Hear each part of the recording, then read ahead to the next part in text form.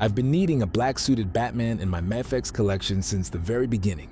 When Knightfall first dropped, I didn't pre-order it, and honestly, it was because it just wasn't the color I wanted. I always imagined Batman in that classic black, the way he's drawn in so many of the comics.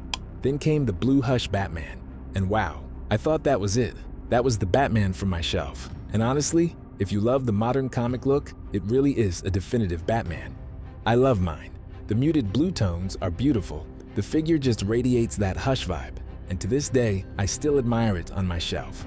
But deep down, I was still holding out. What I really wanted was a Black Hush Batman, that sleek, timeless version, the one that instantly gives off those Justice League Unlimited vibes, but reimagined with that sharp, comic book accuracy. So when Mafex finally announced the event-exclusive Black Knightfall Batman, I was hyped. Finally, the Batman I've always pictured as my classic definitive version, and now he's here. But before we dive into the figure itself, let's take a look at the box. The packaging here is the same standard Mafex Knightfall Batman box we've seen before, nothing new or flashy. The only real difference are the promo images on the back and sides, which highlight this exclusive black version instead of the original blue. It's clean, simple, and straight to the point. But let's be honest, we're all here for what's inside.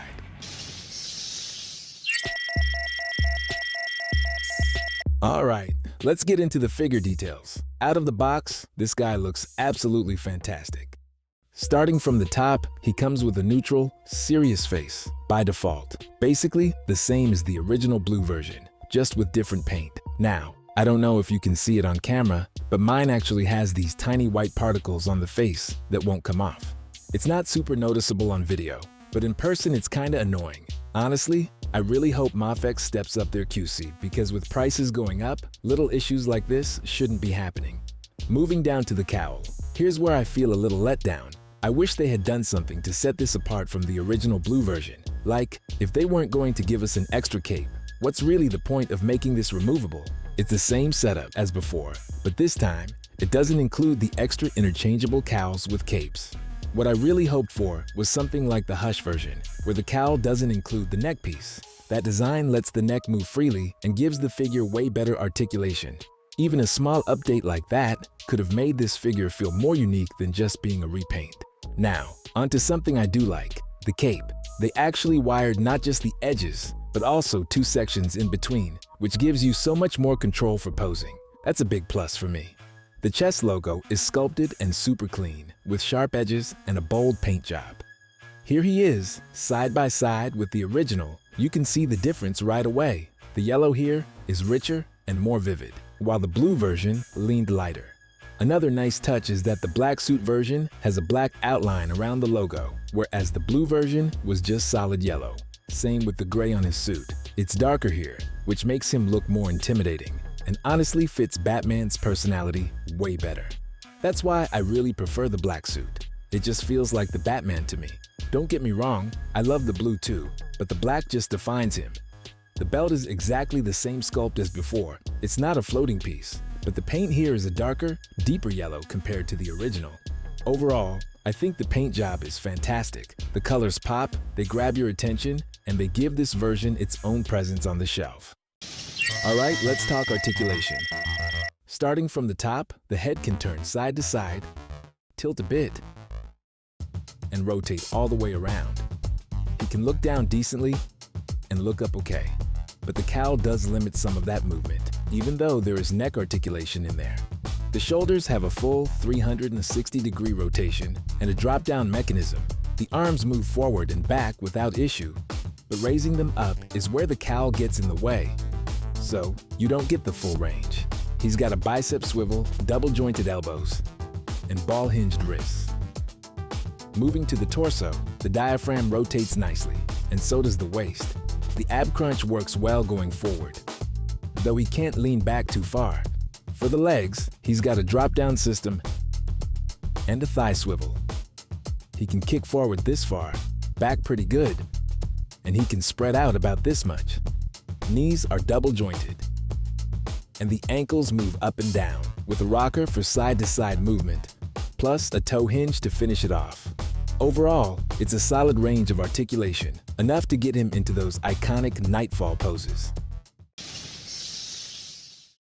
Now let's move on to the accessories. And there's a lot to love here. He comes with a gritting face that's pretty similar to the original version, but what really sets it apart is the ears. They're shorter this time around, and I actually prefer that. It makes the head sculpt way more versatile for display alongside other figures, without looking out of place. The tall ears definitely work for that classic Nightfall comic vibe, but for me, these shorter ears just feel cleaner and more display-friendly. As for the hands, just like the original blue version, you get a solid variety. Classic fists, relaxed hands, wide open hands, karate chop hands, gripping hands that look almost like fists, but with a slight gap so you can thread the grappling wires through, and of course, the trigger hands for holding the batarang, and the wired batarang itself. It's a decent loadout, but let's be real here. For an event exclusive with a higher price tag, I was expecting more. The fact that it actually comes with less than the original blue version is kind of disappointing. At the end of the day, the only real difference here is the paint job, and that alone shouldn't make this more expensive. For the price they're asking, Mafex really should have thrown in a little something extra. Alright, let's wrap things up with some size comparisons and final thoughts. He stands about 16.5 centimeters from the top of the ears and around 16 centimeters from the head. First, here he is with some of the Batman villains from the Hush line, plus Bane from the same Nightfall lineup. Next, more from the Hush line, Nightwing, Catwoman, Superman, and Scarecrow. Here he is next to the original Blue Knight Crusader Batman and the Blue Hush Batman. At first, I thought the Hush Batman was slightly shorter because of the way he's proportioned, but they're actually the same size. Side by side, you can really see the difference in presence. Then, alongside the Superman figures, from Reign of the Supermen and Hush. For crossover fun, here's how he looks next to Mafex Deadpool and Amazing Yamaguchi Deadpool. And since I know some of you like mixing lines, here he is with the X-Men figures. And lastly, with SH Figuarts Kakashi and Itachi from the Naruto line. Overall, I think this is an awesome figure. Sure, I wish Mafex had fixed some of the issues, like the gap at the diaphragm, but even with those flaws, this still feels like a definitive classic Batman, especially if, like me, you love the more traditional look of the Dark Knight.